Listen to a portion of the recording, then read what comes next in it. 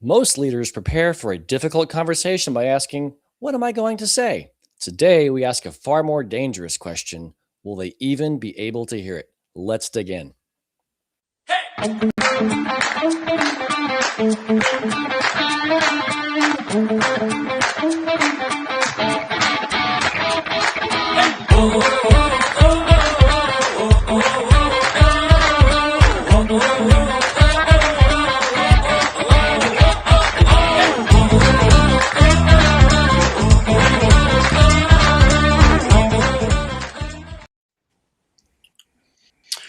Welcome to the Leadership Lounge Book Club. I'm Chris Duncan. I'll be your host today, and I'm joined by Shannon McCoy. Good morning, Shannon. Good morning. Alan Edwards. Howdy. Jay Jacobson. Hello. And introducing for the first time on Sedaris TV, it's Sarah Stewart from MSP Hire. Woo. Hello. We've been talking a lot about you pretty much every episode, so it's good to finally put a face to a name. Glad to have you here. Thank you. If you're watching us live on YouTube, LinkedIn, or Facebook, give us some feedback. Go ahead and ask a question, or if you just have a comment, leave a comment. We'd love to hear from you. If you want to join us live next week, catch up on past episodes, or if you just want a weekly reminder of when we're going to be broadcasting, it's all on the book club website at sedaris.com/book club. That's CDAERIS.com/book club. All right, let's get it started. Shannon, take us away. Yes. All right. Well, the first rule, I'll go over the rule of the book club. We always talk about book club. So this week we're going to cover chapters 5 and 6 of the book, Crucial Conversations. And we're going to talk about how to create safety and master our own stories. And this will help us to have true, crucial conversations that we're going to talk about how to create safety and master our own stories. So one of the things I want to mention here is that we want to solve things and not just keep real matters covered up. And last but not least, here's what we're here for: is to we want to walk away with what we want to discover, what we want to walk away with, and what we want to apply, and do so right away. I want to welcome Sarah Stewart, who was mentioned earlier here. She's visiting with us, and she is also sponsoring the Leadership Lounge today. Welcome, Sarah. Thank you, Shannon. Thanks for having me, everybody. MSP Hire. Yeah. We're a recruiting firm. We specialize in hiring for managed service providers, a niche market in the IT industry that often needs help finding great talent. Thank you, Sarah. And if people want to get a hold of you, how would they get a hold of you? You can hit us up on our website, which is msphire.com, or send me an email, sarah@msphire.com. Fabulous. Thank you, Sarah. And again, we really appreciate you being here. Even though we can't pronounce words today, we still do appreciate things. Great. Thanks for having me. I'll fit right in. Yeah. It doesn't take much. All right, let's see. Back to work here. Last week, we learned about defining the clarity, and what we really wanted to recognize was when a conversation was slipping from a dialogue into what they called silence or violence. So we used the CPR technique. And once we went through the CPR steps, and I think there was probably another one, CPRR or CPRP, or I don't remember. Yeah, there's a bonus P word for... there was a bonus P. Yeah. We led with heart, which was the premise of all of these conversations, leading with heart. Like me, if you forgot what the last abbreviation of CPR was, or you want to know what leading with heart is, you can go back and look at those techniques on our last episode of July 9th. You can watch that on YouTube. This week, as Shannon talked about, we're going to take that dialogue into the practical steps of it. We're about halfway through the book, and we're starting to get into those applications. We are going to learn today how to stay in dialogue when you're angry and how to notice when your safety is at risk. And Alan, the book goes into a lot of detail about making conversations safe. So for our listeners, what is safety and what does this mean? I don't know if you've ever been in a meeting where you're afraid to speak up. that's an unsafe meeting, right? You are not safe in that point. And so I think that's what it means to be safe is everybody willing to say what's on their mind? And if you can do that in a room with two people or a group of people, then that's creating safety. And the book gives us a lot of ways to attempt safety. I don't know. Have you guys ever been in a meeting before where you could just tell people were thinking something but weren't saying it? Absolutely. I spend a lot of my life in those kind of meetings. Many times I'm sitting around a conference table with families trying to make funeral arrangements, and you can just sense there's somebody sitting in the corner, arms crossed, that scowl on their face, that's ready to say something, but nobody's inviting them in. And it's amazing what happens when you call that out and you say, you know, it looks like you have something you'd like to add to this conversation, and everything changes. All the people who have dominated the conversation all of a sudden back off a little bit, and that person comes forward, and usually they have the solution, but nobody's ever asked them. Yeah. Yeah. And so go ahead, Shannon. Well, and I was thinking it's interesting too. This book helps us to look at safety in the format that you were just talking about, where the leaders could invite these different individuals to speak up because they normally dominate, and then of course there's also the fear that we're putting on it. Maybe if you're that person who's like, man, I don't know if it's going to be a safe place. Is it really unsafe too? We have to think about it. Are we making that up? Is that our own story that running in our head that this is not a good time, or nobody wants to hear what I have to say? So there's fear in different ways. Shannon, that kind of points us back to a very valuable point that was made in these chapters about the story we tell ourselves. That every time we get information, it's all processed without us even knowing it through our entire history. What have been our experiences to date? And so as the people who are in that dialogue, we have to recognize that the story, we each tell ourselves a different story. And so what comes out as conflict may be nothing to do with the dialogue we're having today. And so we back out and we say, try to understand, where is this person coming from? And that provides that kind of level of safety where they can jump in and realize that maybe the story they're telling themselves isn't really applicable in this particular situation.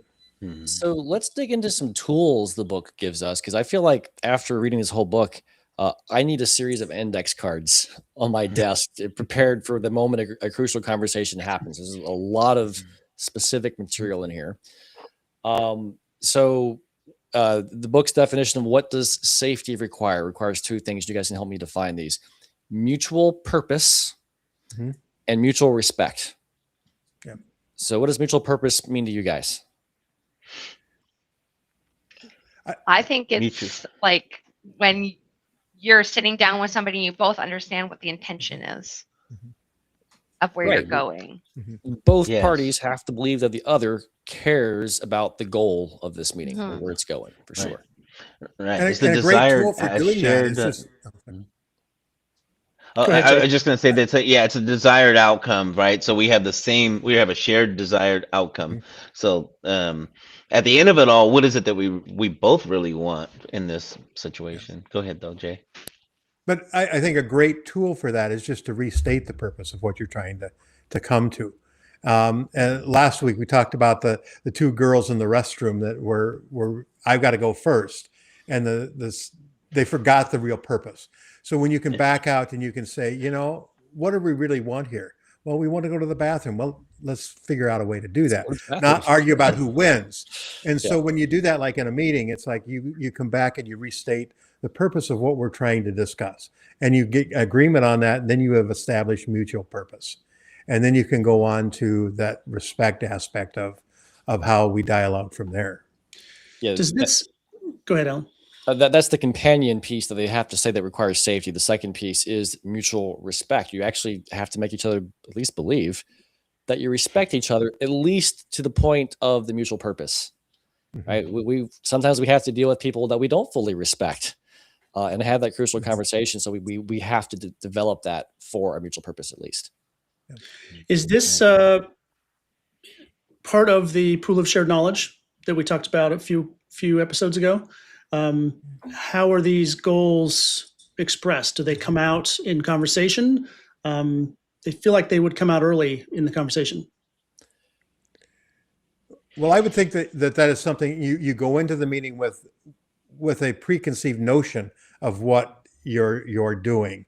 And sometimes what the direction you're trying to go, you don't both share that really ultimate goal. And just listening and whittling it down to the one thing you can agree on and start there. So can we agree that we would like to solve this problem today? And then you build from there. Now, all the ancillary things that you don't agree on, you can start bringing them. How does this affect the purpose of what we really want to get? And if it has nothing to do with the purpose of what we're doing, let's table that for later. Yeah. Once we've established those safety, what's next? Well, this whole section of the book is preparing us to have the crucial conversation. Right before we talked about definitions and what's happening, and now we're working on ourselves before we can begin the dialogue. So we have to make the room safe. We have to be safe. There's some more tools we should cover about that as well. But then there's a chapter called "Master My Stories," which is what causes us to get emotional during these crucial conversations. And usually it's not the facts. It's the story we tell about the facts. And so I think that's where the authors are leading us to be ready for dialogue. Yeah, Alan, you touched on a really important transition we're seeing in this book at this point. The first chapters have given us a vernacular, an understanding of a language that we can talk about this issue. And these two chapters start changing that to how do we apply that? How do we recognize when a conversation we're in starts to be off the rails? And then gives us the tools of how do we bring it back? And you'll see as we progress in the book a little bit further, the tools become more complex, but they also become more and more a part of our daily lives. And we've talked about this a little amongst us, that we're already noticing in our conversations we're having throughout the week that these tools are starting to work their way in. And those critical conversations we're having are going smoother. I was having a conversation on Sunday, and I had suddenly realized that we didn't feel safe. I kind of in my head was like, okay, start with Hart. What's he thinking? And then I remember the repair tools of apologize and contrast, which is covered in this section. Hey, I am sorry we got off on the wrong foot. I understand how I might have come off seeming like I was on the attack, but that was not my intention. That's the contrast. It might sound like this, but it wasn't my intention. And so I used those to get the conversation back on track. And it was amazing just to watch the conversation die down. Like, oh, thank you for saying that. Let's talk now. Let's dialogue. Yeah. And that's a great way to back up the conversation, rewind a little bit, and come back into it fresh with a better understanding of what the intent was. That might even be my key takeaway from that chapter, which was to when things go south, back up, restore safety. Yeah. And then try again. Sarah, were you going to say something? Yeah, I just think that also being able to do that shows vulnerability. And if you know me, I tout vulnerability as a bit of a superpower. I think when you can be vulnerable with somebody and apologize for maybe not bringing yourself across the way you had intended to, allows the other person to lean in a little bit more and sort of take off that defensiveness and rejoin the conversation in a much more constructive way. Yeah, I think that's a superpower too, by the way. I'm curious, some of these acronyms I like better than other ones, and I'm not a huge fan of chapter 5's acronym, which is CRIB, C-R-I-B. Commit to mutual purpose, recognize the purpose behind the strategy, invent a shared purpose, brainstorm new strategies. It seems very complex to accomplish those two things you're trying to do, right? Which is these are tools to get you to a mutual purpose and mutual respect.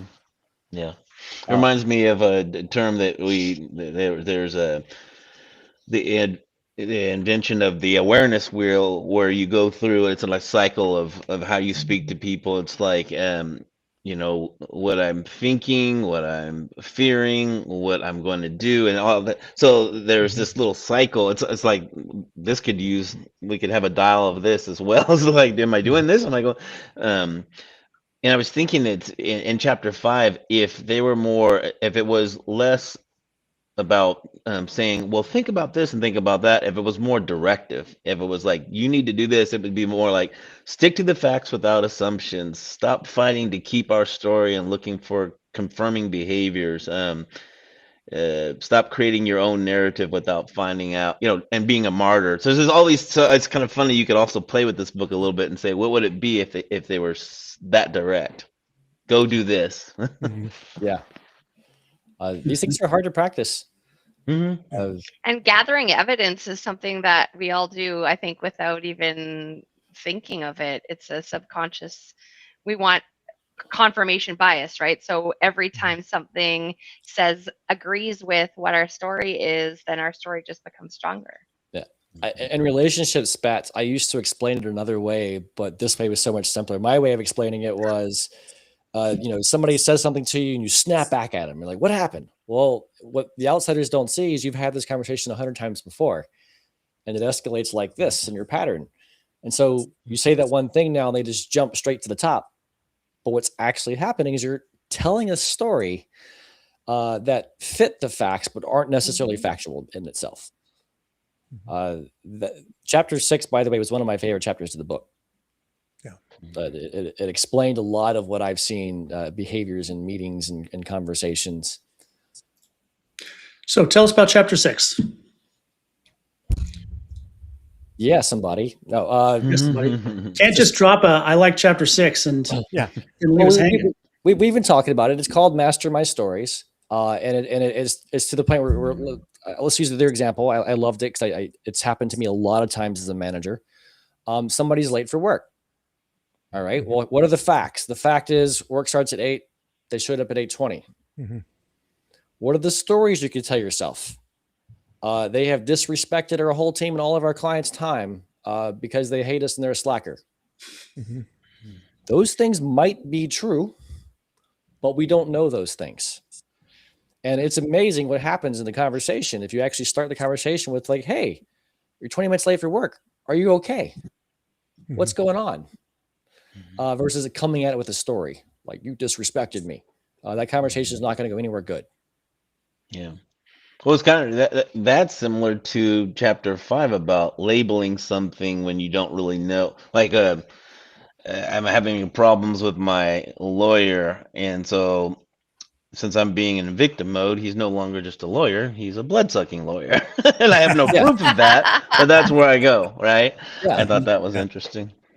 I just put this together. Does this fit into assume good intent?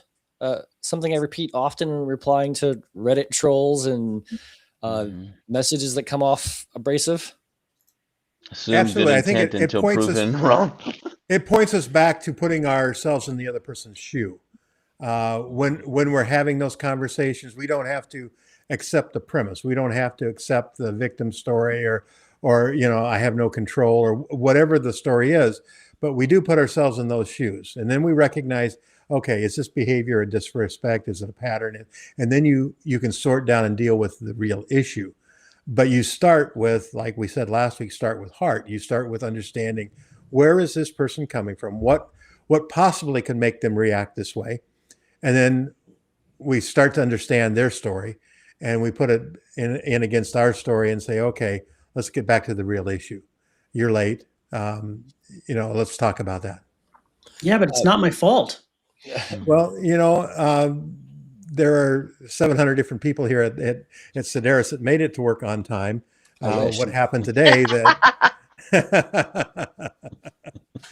yeah, those are difficult conversations, but you have to sort through and identify, is this a pattern?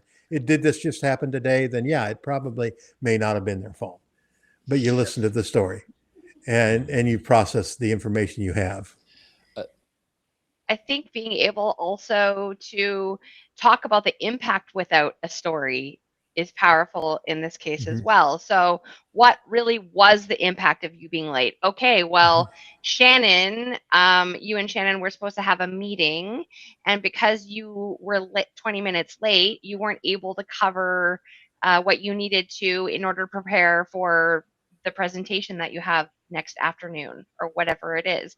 Yeah. You can, that's still a very strong Yes. case of why being late isn't Mhm. cool, but you don't have to add all of the other pieces in that maybe we feel like we need to sometimes. Right. Suddenly I'm remembering a piece that was also impactful to me. They did a good job adding a very human component to this. I love psychology pieces in these Mhm. books. And it's like, okay, so you logic through this, right? Because the story enters your mind completely subconsciously, right? Is that the story is just there, it triggers your emotions, and guess what? Thought is fast. You can fix that story very fast, but all of those chemicals in your bloodstream that just got released from having that story, they take a little while longer to leave. So even though you go like, you know what, he wasn't disrespecting me, it really was his first time. There was actually no one waiting on him, but I'm still mad because those chemicals are in my bloodstream. And we have to recognize that too and give it time for it to catch up to the story. Don't be late. Especially important with teenagers because it takes them longer to process those chemicals. They're already Probably flooded. late. There's a small tidbit in here. And honestly, this probably belongs in every chapter. But asking yourself the question, what can I do to actually move this forward? Right? What do I want out of this conversation? And like, do you want to berate somebody? You know, this is back to last week. Or do you need better behavior? But for what purpose? You don't want people to be on time. You want the result of them being on time. And that's what could really help the person as well, right? Leadership, that's good leadership because it reminds them of what it really means, right? What late can mean to others, and just kind of go give them an opportunity to let that sink in, and hopefully that will that'll be eye-opening. So you'll both be more aware of your relationship and where it kind of like the impact you have on each other, you know, like if they view you as a good leader, they're probably going to welcome that, you know, because it'll maybe help them to create better habits in their life. And great leaders, they're very good at not just telling people what to do, but sharing the why behind it. So if you correct somebody and you say, you know, you're late and we can't have that, and this is why. And then you go into the, and that works with almost any situation when you have to correct a staff member, because when you start teaching them the why, the next time they have to make that decision, all of those whys start to work in their head and they start to make better choices. But if you just simply say you can't be late again, they don't understand the impact it has in the organization. Well, Chris, one time you said something to me about how can I help you and how can I support you at getting the desired outcome we have together. That right there was a beautiful thing. That's what great leadership is make statements like that, so that allows the other person to come up with a solution or what their perceived solution is, and work with that. Start with that area. And if my notes are correct, chapter 6 had no acronyms. Right. We can make some up if people are feeling a little. I mean, if you miss that. Or if you don't have anything to put on your cue card. I'm trying to figure out how many cue cards I need just to walk you through the pieces of the crucial conversation. Exactly. So how do what's the connection between 5 and 6? What can we draw between these two? Have we over drilled that, or are there some honest takeaways from this? I mean, the difference in the two chapters is we have to prepare our we have to set our intentions, is what the first chapter says, and then we have to interpret their intentions. So creating safety is how we set our intentions for this. We want a safe meeting. We want you to be able to add to the pool of knowledge without repercussions. And then we have to change our stories to understand their intentions in this meeting. You know, get down to the facts and frankly ask what they're trying to achieve. It's like, so that's basically like sharing your intent, your intentions with them, and the reason why you're even having this conversation, And then 6 is to make that space safe for them to be able to do the same. I mean, well, that's a shortened version, but you can say that. That's what we do here. Yep. Shortened versions. Very Cue short. card, yep, cue card ready. Very overly simplified. Yeah. Exactly. Yeah. All right. Well, now is the part of the book club, which I like to call the random speed round, where with the few minutes we have left, I want to hear each person's takeaway on how we can, how people that are listening or ourselves even can apply this to our day tomorrow. So we go back to work. How can we apply these chapters? So who would like to go first? I've got a note on this, so I'll jump in if that's all right. Yep, do it, Jay. I wrote Go. down the challenge this week is simple. Before the next difficult conversation, ask 2 questions. Is the other person safe enough to tell me the truth? And am I seeing facts clearly, or am I reacting to the story I created? Yeah. I like that. Yep, that's good. We're gonna have a hard time finding anything that's not that. We're all encompassing here. I mean, Yeah, that was Yeah. a big one. So, Dave was our spokesperson. Yeah. exactly. Yeah, we should have added him to the cover image sooner. Yeah. So once we've created that safety and challenged our own story, we're finally ready to talk. Is that it? We're ready for the next chapters? I was thinking there's 2 points as well, Jay. Is that one, you either opt in for justification of your own imperfections and what your role, or 2, focus on results. Focus on results. Yeah, but Which one do you choose? yeah, my takeaway this week is my reminder to always seek safety, because so often I'll see somebody kind of cowering and not say something, not to make it awkward, but I need to stop, make that person safe in the room if I'm going to get the results that I want to get. That's my takeaway, what I'm going to apply this week. Yeah. And Sarah, I know that you read ahead like the rest of us did prior to this. Absolutely. Yeah, and probably 2 or 3 books ahead. Knowing you. I am. Just so far ahead. What was your takeaway? How can you apply this to your day? Oh, I think I can apply it in personal and professional settings, especially with my son. I have an 8-year-old son, and ensuring that I understand what I'm looking for from the conversation is the number one thing that I'm going to be conscious of for the rest of the week and into next.